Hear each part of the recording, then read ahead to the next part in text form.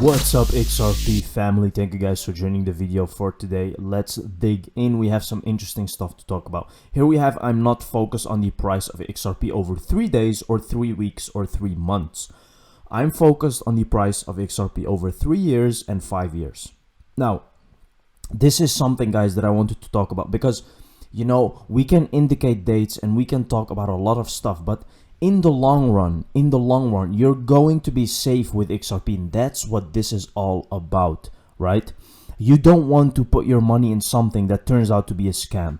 Now, with XRP, you have a guarantee that that will not happen because it's just too big. If you have done your research, you understand that XRP is just too big to fail. And that's not just something like FTX, for example, or even Binance, because we are talking about real institutions, banking institutions that cannot just collapse overnight, right? It's just not possible.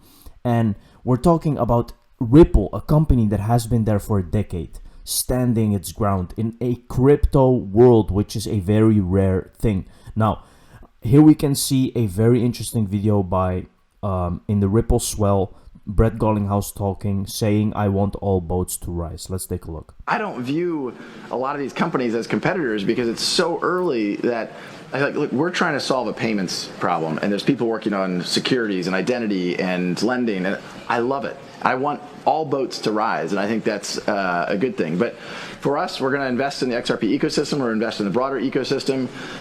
We certainly want to see XRP become even more liquid. And I think as we drive adoption, that will happen. You know, this isn't one of the questions, but I want to proactively comment on something.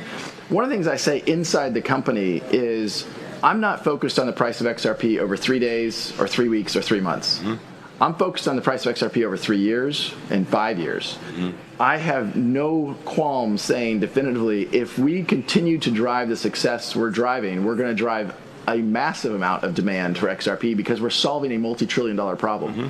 These payment flows are obviously very, very large. And to the extent we continue to drive success of signing up more banks, introducing them to how we can solve not just a connectivity question with X current, but a liquidity problem, a multi-trillion-dollar problem around liquidity called X Rapid, I'm very confident about that longer arc of time.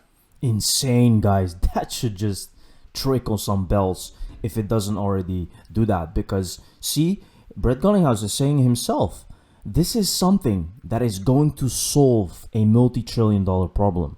And it's gonna drive massive demand for XRP. So it doesn't matter what you do. If you hold XRP for 3 to 5 years, just have this in your mind and you will become wealthy. Because why? And this is not financial advice, guys. Please do your own research. But it's very obvious that Ripple is a very succeeding company. Ignore the comment making Joel Katz the CEO of Ripple. So this is an interesting video as well, guys. Let's take a look. He says that Joel Katz is the CEO. He made a mistake. It's Brett Garlinghouse. Just ignore that. Watch the stuff. This segues in beautifully to the ISO coins, particularly XRP. I don't know if you have much to say about it or not, but the CEO of Ripple, associated with XRP, was in Antarctica with Klaus Schwab and Christine Lagarde several months back, which was kind of a red flag for anyone that's invested in it. But at the same time, was this the passing of the hat? Was this some sort of ceremony? And the larger picture is, what the hell's going on in Antarctica? Yeah. You know, the details of that meeting and others that have gone down there have actually been kept from me. I'm unaware exactly of what was discussed, but it almost certainly related to the new financial system and XRP's role in that. Whether or not that was coming from a white hat perspective or a black hat perspective, I can't really attest to. It's my understanding that XRP will be used as essentially a conduit for instantaneous money transfer, simply because it's very well secured, it's end-to-end encrypted, and the infrastructure is predominantly there already for it. Regarding Antarctica, Antarctica is a very fun place. There's a reason that it's called the Antarctic Ring. There's a reason that you've heard the term ice wall. There's a reason that 56 countries banned travel, even private self-funded travel to the Antarctic shelf. And I believe it was in Insane, guys. And we have seen David Joel Katz Schwartz going to Antarctic a lot of times, posting stuff on his social media and Twitter. So there is something going on there that has been kept from the people, from the world actually, that is quite secret. And what it is, guys, we will maybe never know. So it's interesting that this is happening. And he was there with Klaus Schwab and Christine Lagarde. So here is Christine Lagarde talking about financial system. Let's take a look. Ecosystem. The money market funds experienced acute liquidity strains. You all remember that. So remember what Brett was saying. He was saying we're solving a liquidity problem. And now she's saying that there are liquidity strains, right? So can you see how this is all the same? They're talking all the same. They're trying to solve the same thing.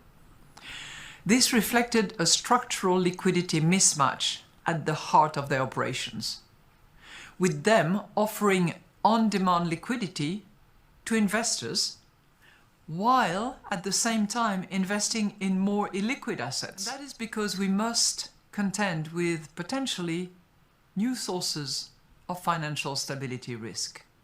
For example, one area in which the financial system is adapting to new technologies is in the so-called crypto assets and decentralized finance, DeFi.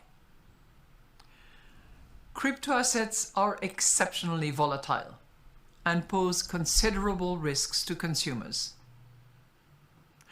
Recall, after peaking in November 21, that was just a year ago, the price of Bitcoin fell by almost 75% in 1 year. And only last month, we saw the chaotic, complete collapse of FTX, a crypto asset exchange. Now look at this, guys. See, this is all by design. This is what the Matrix is doing, right? This is what is happening. The FTX collapse was by design, exactly for what she is saying right now. It was an example to push regulations, to show that crypto is dangerous, to instill fear, which is a bad thing, right? Because why? You have to ask yourself, why are they going to use XRP? At the end of the day, they want control and they want to see all your transactions. This is their plan, end of the day, right? And I don't advocate for that. I advocate for XRP because it's just the perfect digital asset. But there is a lot of things that come with it, and that's why Bitcoin is more the decentralized area, right? But she's talking about FTX. This is all by design to actually promote regulation so they can start using on-demand liquidity, which she was saying at the beginning of the video, right? Everything we have been predicting is coming true right now, and it's happening in front of our eyes. It's valued at $32 billion. And a critical player in that field.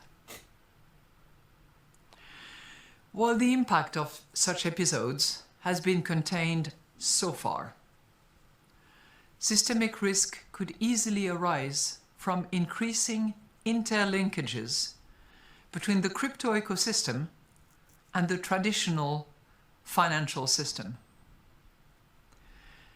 Policymakers, including macroprudential authorities, must carefully consider if and how the crypto ecosystem needs to be regulated. Europe has been at the forefront here with the Agreement on the Markets in Crypto Assets Regulation, also known as MiCA. Insane, right? So this is all their plan, guys. So this guy is a Bitcoin maxi. Look what he's saying about XRP. FTT or XRP, these are just scam tokens. So he's literally comparing XRP to FTT, guys. And that's why you can't. This is why I don't take Bitcoin maxis seriously. Because they make this kind of statements. I have nothing against Bitcoin, guys. And I want the whole industry to be successful. But you have to recognize that this is just bad for the whole ecosystem. And unfortunately, we have people like this. Huge political contributions came from FTX, staining the reputations of all who received funding.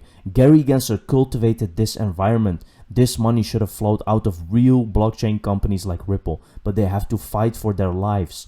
Now, this is what people don't understand. When you make these kind of comments, yes, Gary Gensler is bad, but he's being put in a bad light because this is all a script, guys. They had to stall Ripple. It's the plan. They had to get ready, and they're still not ready, because when everything is ready, guys, you're gonna see the XRP price flying up. Seriously, it's not gonna stop. You're gonna be surprised. Everyone is gonna be surprised that it's gonna become true, guys, and people are going to be surprised. The sooner people understand this, the better. In politics, nothing happens by accident. If it happens, you can bet it was planned that way, and this is what we are seeing right now. Everything was planned from the beginning. Why do you think Riddlers knew what was gonna happen? There was someone with inside information that was knowing that this was gonna happen sooner than later. Thank you very much for watching this video, guys. See you in the next one. Cheers.